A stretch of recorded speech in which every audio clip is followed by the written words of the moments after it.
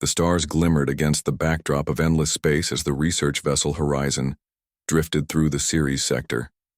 Inside, 87 of Earth's brightest minds worked tirelessly, studying cosmic radiation patterns at the edge of explored space.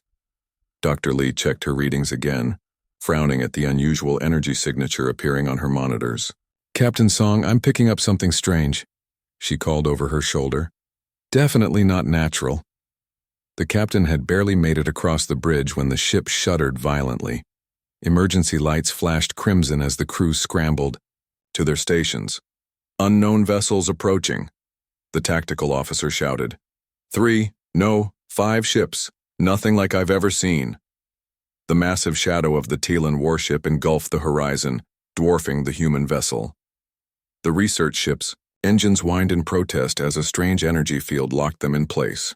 Captain Song's attempts to hail the unknown vessels met with silence.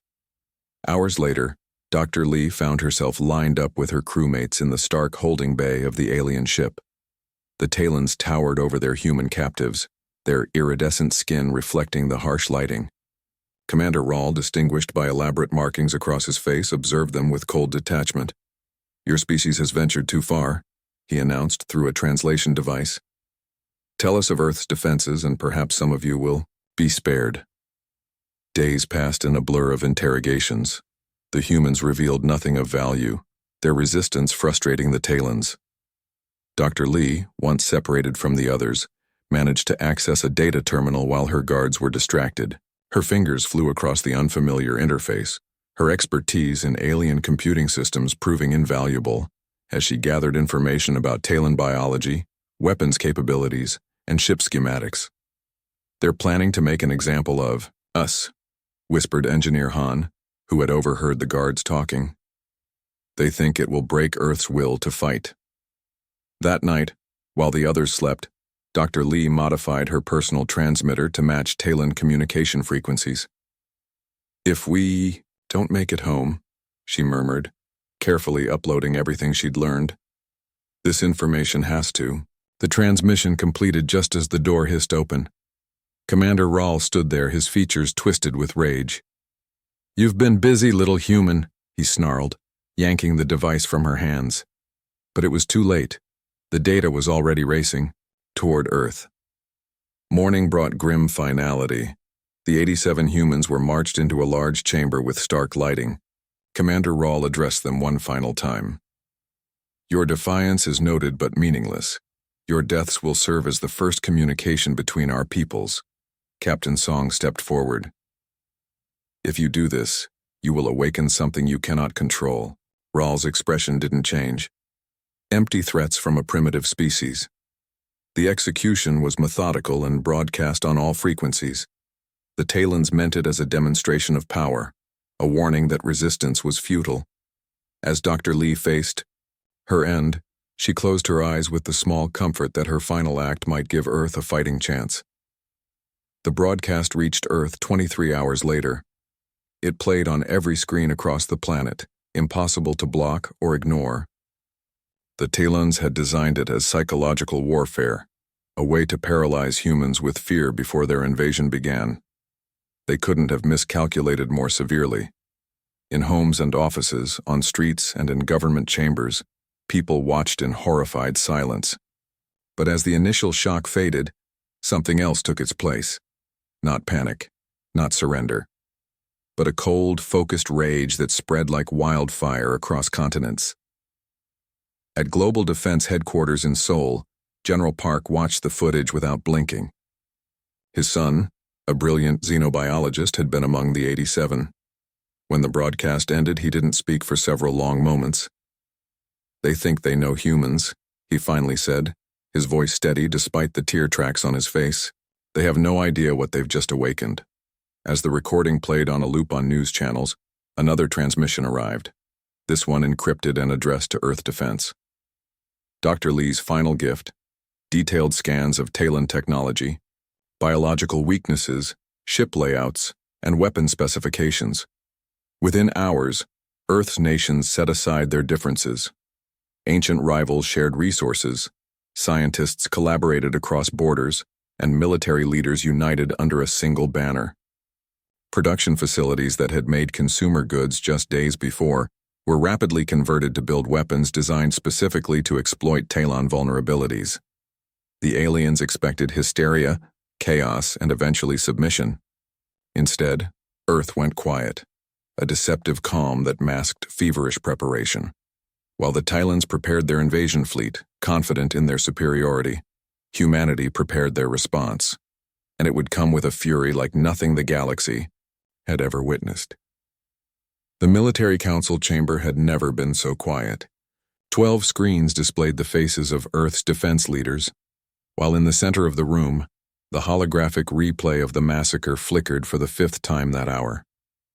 General Park stood motionless, his weathered face revealing nothing of the storm raging inside him. "Turn it off," he finally said. The image disappeared, but the memory remained burned into everyone's mind. "The Talons believe they've broken us," said Admiral Cho, her voice steady despite having lost 2 former colleagues on the horizon. "This gives us our only advantage." The room erupted in voices, each leader offering strategies, demanding immediate strikes, calling for defensive preparations. General Park raised his hand and the chamber fell silent again. "My son," he began, his voice catching slightly, "was the ship's navigator. He was 29 years old. I want revenge as much as anyone in this room." He took a deep breath. "But hot anger will get us all killed. The 87 deserve better than that. They deserve to be avenged with clear minds and steady hands." The data package Dr. Lee had transmitted became Earth's most precious resource. Teams of scientists worked, around the clock, decoding the Talon biology information. They discovered critical vulnerabilities, the aliens' heightened sensitivity to specific sound frequencies, their inability to process certain chemical compounds, their over-reliance on energy shields calibrated to stop fast-moving projectiles. In what had once been car factories in Detroit, workers now assembled specialized EMP devices designed to target Talon shield frequencies. Pharmaceutical plants in Switzerland produced aerosol compounds harmless to humans, but debilitating to Talon biology. Shipyards in Busan accelerated production of vessels modified with technology inspired by the stolen alien schematics. "They expect us to be primitive," said Dr. Kang, head of the newly formed Alien Technology Integration Division. She tapped her tablet, bringing up a Talon ship schematic. "Their arrogance will be their downfall. They didn't even bother to purge their system after Dr. Lee's access. We know exactly how their ships work. At the United Nations, an emergency session unanimously approved Protocol Thunder, a military doctrine specifically designed for this new kind of warfare. Countries traditionally at odds with each other pooled resources. Old enemies became allies. Humanity, so often divided, found unity in the face of extinction." General Park walked through an underground facility in the Rocky Mountains, observing as soldiers trained with newly developed weapons. The recruits moved with purpose, their faces set with the same determined expression seen across the planet. "How soon will they be ready?" he asked Colonel Min, who supervised the training. "They already are," she replied. "Everyone here watched the broadcast. Half of them knew someone on that ship. They'd go right now if we let them." In orbit, Earth's space platforms went dark, seemingly abandoned. Civilian satellites appeared to malfunction. To any watching eyes, it would seem that humanity was falling into chaos, their technology failing as panic spread. But below the surface, Earth prepared. The first Talon scout ships entered the solar system 3 weeks after the broadcast. They reported minimal defensive measures, no coordinated response. Commander Rahl received the reports with satisfaction. His superiors had been concerned about his decision to execute the humans, but now the wisdom of his approach seemed confirmed. These creatures were just as weak as he had assessed. Back on Earth, General Park stood in the control center deep beneath Sol as the reports came in. "They've taken the bait," he said quietly. "They think we're paralyzed." The full Talon invasion fleet departed their forward base, moving confidently toward Earth. On board the command ship, Commander Rahl reviewed the invasion plan once more. The humans had no technology capable of detecting their approach, no weapons that could penetrate Talon's shields. Victory was assured, another primitive species to add to the Empire's collection. In homes across Earth, families huddled around screens, watching news reports carefully crafted to maintain the illusion of a planet in panic. But in basements and back rooms, people prepared. Civilian volunteers packed emergency medical supplies. Retired military personnel trained their neighbors in basic defense tactics. Children helped construct simple but effective electronic jammers based on specifications released by the Defense Council. "Why aren't we evacuating the cities?" asked a reporter at what everyone knew might be the final press conference. "Admiral," Cho answered with calm confidence, "because we don't need to." As night fell across Earth for what many feared might be the last time, General Park stood at the window of his office, looking up at the stars. Somewhere up there, the Talon fleet approached, confident in their superior technology and their assessment of humanity as weak, divided, and easily conquered. "You took my son," he whispered to the night sky. "You took 86 others who never harmed you. You thought it would make us fear you." He turned back to his desk, where the final authorization codes awaited his input. "You're about to learn what humans do when we're pushed too far." Across the planet, soldiers moved into position. Weapon systems came online, carefully shielded to avoid detection. Stealth fighters took to the skies, and humanity waited, not in fear, but in grim determination. The Tylons were coming, and Earth was ready. The Tylon fleet entered Earth's atmosphere. At dawn, their massive ships breaking through clouds like dark islands in the sky. From the command center of his flagship, Commander Rawl observed the blue planet with cold satisfaction. The scans showed minimal defensive preparations, just as expected from a species paralyzed by fear. "Commence the first landing phase," he ordered. "Target their major military installations as planned." The first wave of Talon fighters descended toward the North American continent. On their tactical displays, Earth's defenses appeared sparse and outdated. A handful of fighter jets scrambling in disarray, ground-based missile systems that posed no threat to their advanced shields. Lieutenant Jin watched from her position at Earth's Nevada command bunker as the alien ships approached. Her hands didn't tremble as she waited for the signal, though she had barely slept in days. The memory of the broadcast, of humans being slaughtered like animals, had burned away any fear, leaving only focused determination. "Hold!" General Park's voice came through her headset. "Wait until they're fully committed." The Talon fighters spread out in textbook invasion formation, unaware they were flying into a trap years in the making. Earth had prepared for alien contact since the early 2000s, developing contingency plans that had seemed paranoid until 3 weeks ago. Now those plans were their salvation. "They've crossed the line," announced Colonel Min from her monitoring station. "All units execute Thunder Protocol." Lieutenant Jin pressed her authorization key. Across the continent, hidden installations powered up. What the Talons had dismissed as primitive missile silos were actually housings for something far more sophisticated. The first hint that something was wrong came when the Talon shields flickered. Commander Rawl frowned at the unexpected reading. "Minor power fluctuation," his technician reported, "likely from passing through the planet's magnetic field." But within seconds, shield failures were reported across the fleet. The EMP pulses, calibrated to the exact frequency Dr. Lee had discovered in her final days, bypassed the aliens' defensive technology completely. "Impossible," Rawl hissed as warnings flashed across his command console. "Their technology can't be advanced enough for this." On the ground, Lieutenant Jin watched her display as the specially designed EMP weapons did their work. The Talon ships, suddenly vulnerable, were now exposed to the second phase of Earth's defense. High above the Nevada desert, the seemingly outdated human fighter jets released their payloads, not conventional explosives but aerosol dispersal units containing compounds engineered specifically for Talon biology. The particles, invisible to the naked eye, were drawn into the alien vessels through now exposed ventilation systems. Inside the lead Talon fighter, the pilot blinked rapidly as his vision blurred. His breathing became labored, his coordination failing as the compound attacked his nervous system. Across the invasion force, similar scenes played out as the bioagent, harmless to humans but devastating to Talon physiology, took effect. "We're being attacked with biological weapons," came the panicked report to Commander Rawl's ship. "Unknown agent, our crews are incapacitated." Rawl stared in disbelief at the tactical display.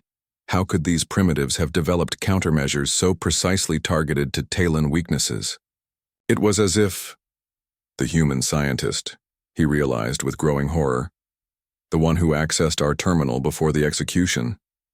The second wave of Earth's defense revealed itself as stealth fighters, technology the Talons had no idea humans possessed, rose from hidden mountain hangars.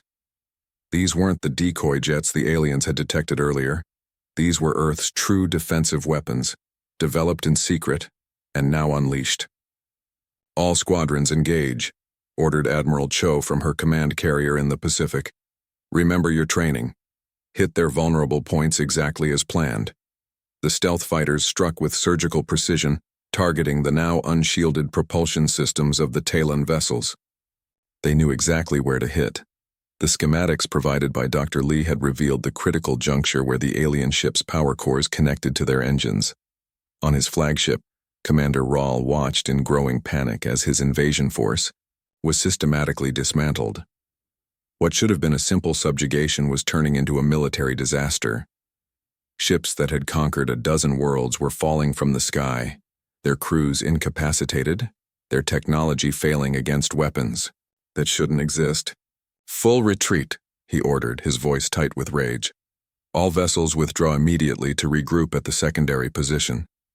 But even retreat proved difficult. As the Talon ships attempted to break atmosphere, they discovered a third unpleasant surprise. Earth had deployed orbital mines, stealthy devices that attached themselves to the hulls of the retreating vessels. "They're tracking us," reported Rawl's second-in-command. "The devices are transmitting our position." Rawl smashed his fist against his command chair. "Destroy them. We can't without damaging our own ships. They've been placed at structural weak points." They knew exactly where to put them. In the Nevada bunker, Lieutenant Jin allowed herself a small, grim smile as she watched the alien fleet retreat in disarray. The battle had lasted less than 3 hours. The invaders had expected to find a helpless planet ready for conquest. Instead, they'd encountered a species that had transformed grief and rage into cold, methodical preparation. General Park's voice came through the command channel. "All units, status report." "Minimal casualties, sir," reported Colonel Min. 23. Talon ships destroyed, 47 damaged and retreating. We've attached trackers to 32 of them. "Good," he replied. "Prepare Phase 4. We're not waiting for them to regroup." Lieutenant Jin checked her display again. The retreating alien ships were still visible as fading points of light. She thought of the 87 humans who had died at Talon hands, her former academy roommate among them. "This isn't over," she whispered. On his retreating flagship, Commander Rawl began composing a message to the Talon High Command. How could he explain that the supposedly primitive humans had not only repelled the first attack but had done so with technology specifically designed to counter Talon advantages? How had they known exactly where to strike? As his ship limped away from Earth pursued by human vessels he couldn't detect on his scanners, a cold realization settled over him. The execution of the human captives, his decision, meant to demonstrate Talon power, had awakened something unexpected. The humans weren't just fighting back, they were hunting. The Talon outpost on Vega 6 had stood for over 200 years, a symbol of imperial might in this sector of space. Tonight, it went dark without a single distress call. "Third outpost this week," muttered Sub-Commander Merrick as he reviewed the report. "No communication, no survivors, no explanation." Commander Rawl didn't respond immediately. He stared at the star map where red markers indicated Talon installations that had mysteriously gone silent in the 18 days since their retreat from Earth. The pattern was unmistakable, a methodical advance through their territory, each strike precise and devastating. "They're not just defending their world," he finally said. "They're hunting us." The humans had proven to be unlike any species the Talons had ever encountered. Most races, when faced with Talon, might either surrendered immediately or fought desperate, disorganized battles before being subdued. The humans had done neither. Their counterattack was cold, calculated, and terrifyingly effective. Aboard the Earth vessel Shadow, Captain Yoon studied the schematics of the next Talon target. Her team of 12 Special Forces operators checked their equipment: adaptive, camouflage suits, weapons designed specifically to combat Talon physiology, and neural disruptors that rendered the aliens unconscious without killing them. "Remember," she told her team, "we need their command codes intact. No unnecessary casualties." The Shadow was one of 20 stealth vessels deployed across Talon space, using the alien empire's own hyperspace routes, information gleaned from Dr. Lee's transmitted data. While the Talons frantically searched for large human fleets, these small infiltration ships slipped past their defenses undetected. Captain Yoon's ship silently docked with the Talon communications relay, the team's adaptive suits changing color to match the metallic corridors as they moved inside. The aliens never saw them coming. Within 40 minutes, the entire facility was under human control, its crew incapacitated and secured. "Central, this is Shadow Team," Captain Yoon reported as her technology officer downloaded the relay's command codes. "Package secured, moving to Phase 2. Back on Earth, Admiral Lee stood on the bridge of the UES Retribution, humanity's first true warship. Built in secret even before the Horizon Massacre, it had been enhanced with reverse-engineered technology from Dr. Lee's data package. Now it stood ready as the flagship of Earth's Vengeance Fleet. "Admiral, we've received the access codes from Shadow Team," his communications officer reported. "We now have control of the Talon hyperspace network in sectors 7 through 12. Admiral Lee nodded. "Signal the fleet. We move in 30 minutes. The Vengeance Fleet consisted of 47 ships, each carrying weapons specifically designed to counter Talon defenses. They had been assembled in Earth's shadow, hidden from any watching eyes, built by a humanity united in purpose like never before. As the fleet prepared to depart, General Park addressed the assembled commanders via holographic link from Earth. "You carry with you the hopes of our entire planet," he told them. "But more importantly, you carry justice for the 87. The Talons believed themselves superior. They thought they could slaughter our people without consequences, show them how wrong they were." The human fleet entered the captured hyperspace network, bypassing the defensive lines the Talons had established to prevent a counterattack. Using the aliens' own technology against them, Earth's ships emerged deep within Talon territory, just 2 light-years from their homeworld. On the Talon Central Command Station, alarms blared as sensors detected the human fleet's emergence. "Impossible," shouted the senior commander. "How did they penetrate our defensive grid?" Commander Rawl, summoned to Central Command to explain yet another failed defense, felt cold dread settle over him. "They're inside our network," he realized. "They've been capturing our outposts not to destroy them, but to gain access to our systems." Across Talon space, confusion spread as communications relays failed, defensive grids went offline, and coordinated response became impossible. The Shadow teams had done their work well, isolating Talon forces and preventing them from mounting an organized defense. In the Talon colony on Proxima Centauri, Governor Elson was awakened by his aide. "Sir, we've lost contact with Central Command, and there are reports of unidentified ships in orbit." Before the governor could respond, the communication screen in his quarters activated without his input. The face of a human appeared. Lieutenant Jin, her expression calm but determined. "This is Earth Special Forces. Your defensive systems have been neutralized. We have no desire to harm your civilian population. Surrender your military installations immediately." Similar scenes played out across dozen Talon worlds and outposts. The humans didn't bombard cities or slaughter civilians as the Talons might have done.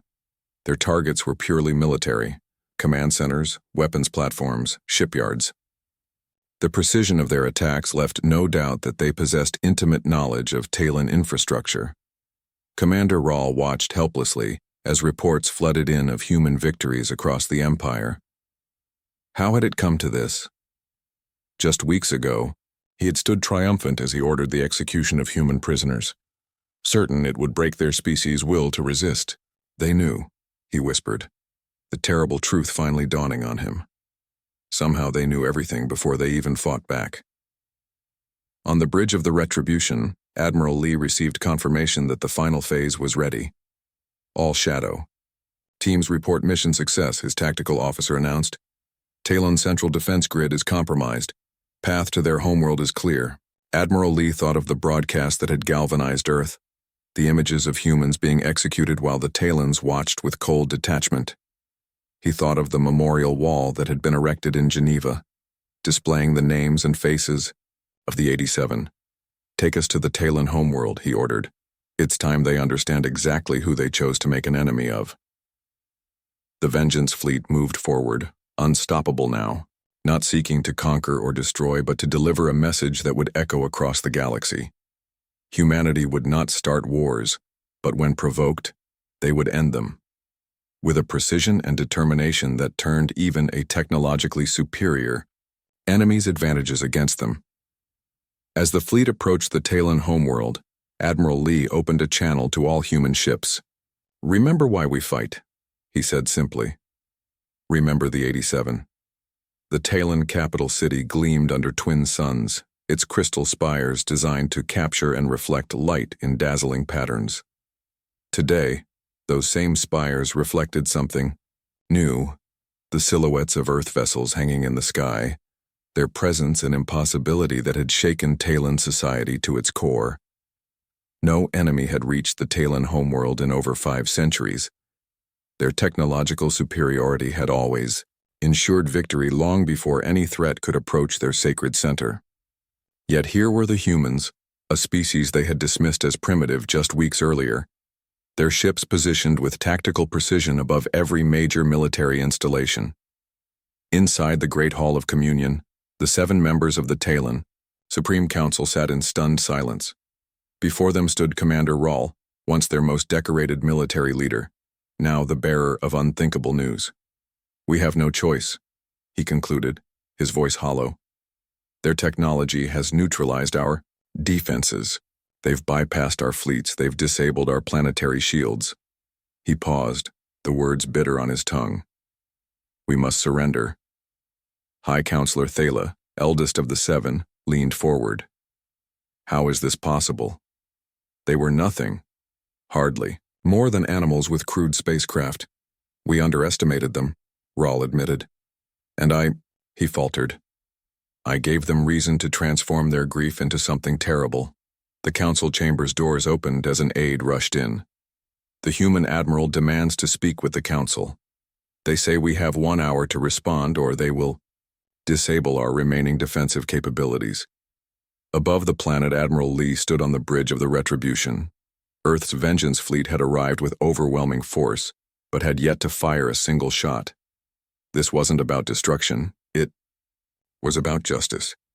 Any response from the surface, he asked. Not yet, Admiral, his communications officer replied.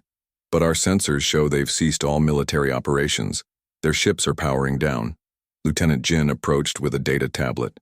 Sir, all special operations teams report success. We control their orbital defense platforms, their communications network, and their planetary shield generators. They are completely exposed. Admiral Lee nodded, his expression solemn. He had not slept properly since the day the broadcast had reached Earth. None of them had. But now, standing at the precipice of victory, he felt no joy, only the weight of responsibility to ensure that justice was served properly. The council has responded, announced the communications officer. They're requesting terms. Tell them there is only one acceptable outcome, Admiral Lee replied. Unconditional surrender and the immediate handover of all those responsible for the Horizon massacre. On the Talon homeworld, panic gave way to disbelief as news spread of the impending surrender. Their society, built on the certainty of their superiority, couldn't comprehend how humans had defeated them so thoroughly and so quickly. In a secure bunker beneath the capital, Commander Rahl prepared to meet his fate. His aides had suggested escape. There were still ways off planet that the humans might not have discovered. but he had declined. This disaster had begun with his order to execute the human prisoners. It would end with him facing the consequences. As the Supreme Council deliberated, ordinary Talons watched their skies with fear. They expected at any moment to see the kind of indiscriminate bombing that their own forces had often used against resistant worlds. Yet hour after hour passed with no attack. The human ships remained in position, terrifying in their restraint. "Why don't they strike?" asked a young Talon, watching from a public square with thousands of others. "Why do they wait?" An elder standing nearby replied quietly, "Because they are not like us.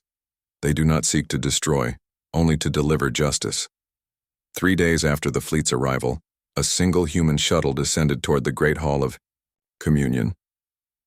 Inside was General Park, who had insisted on delivering Earth's terms personally. He had not set out with the Vengeance fleet, joining it only after its position at the Talon homeworld was secured. As the shuttle landed, he looked out at the assembled Talon honor guard, once proud warriors, now standing with lowered weapons, as a sign of submission. He thought of his son, of the other 86 humans who had died so far from home. Their deaths had lit a fire that had forged humanity into something new, a united force that had accomplished the impossible. The Supreme Council waited in the Great Hall, their usual ornate robes replaced with simple garments to indicate their acceptance of Earth's authority in this moment. As General Park entered, he carried with him a small projection device. Without preamble, he activated it. The recording of the Horizon crew's final moments played in the center of the hall, not as a tactical decision this time, but as a reminder of why they were here. "You thought this would break us," General Park said when the recording ended. "Instead, it revealed something about humanity that you failed to understand. We value life, not just our own, but all life. We explore space-seeking knowledge and connection, not conquest." He placed a document on the table. "These are our terms. Not just your surrender, but justice. Those who ordered and carried out this massacre will stand trial under Earth law." High Counselor Thala's voice trembled slightly as she asked, "And if we refuse?" "There is no refusal," General Park answered simply. "Your military has been neutralized.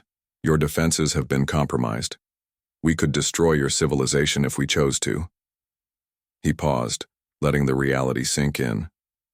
"But that is not our way. We targeted only military assets, not a single civilian casualty. We could have bombed your cities as you have done to others. Instead, we disabled your ability to make war."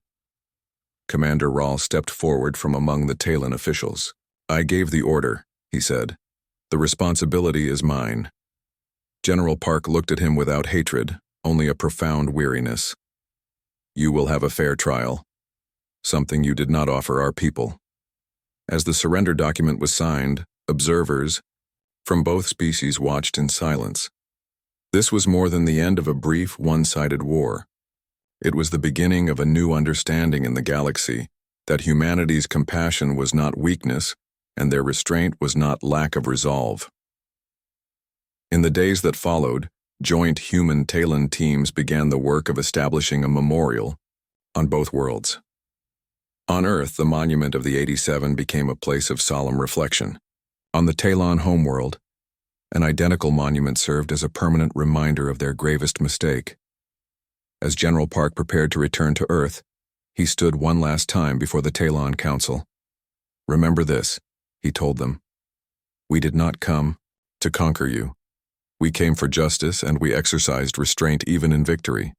That is humanity's true strength, not our weapons or our tactics, but our capacity to remain human even when facing the inhumane." The galaxy would long remember the lesson. Humanity would not seek war, but when pushed beyond endurance, their response would come with a focused fury that transformed grief into unstoppable purpose, and always, even in their darkest hour, with a core of justice that set them apart from those who had mistaken their peaceful nature for weakness.